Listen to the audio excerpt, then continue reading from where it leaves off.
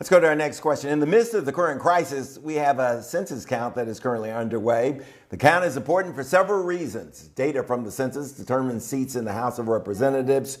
It also helps determine federal funding for state and local governments.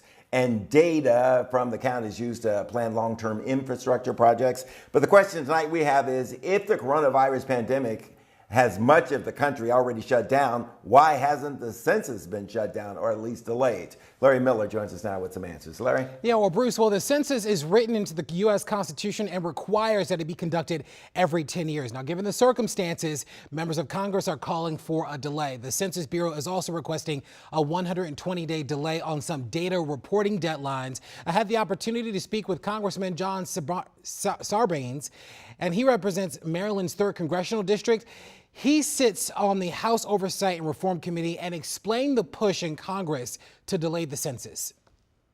The Census Bureau indicated that in the last couple of days that there was going to be some delays put in place. And I understand under these circumstances why that decision was made. What we have to make sure of is that we get the census done in a comprehensive way, regardless. And so the delay is pushing back a little bit, well, actually fairly substantially, the time when they go into the field to begin operations. So that's been pushed back until June. And then the response follow-up that is typically done after you see how many people have responded to the mail questionnaire or online, you have to go out and do follow-up. And that's going to now be pushed back by 2 or 3 months as well.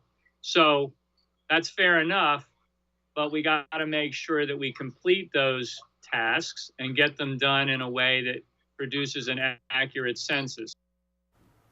Yeah, so the census has been delayed in effect. People do have more time in which to get it done, but you want to get it done as soon as possible. And according to a statement from the Commerce Secretary, 48 million Americans have already completed the census, Bruce.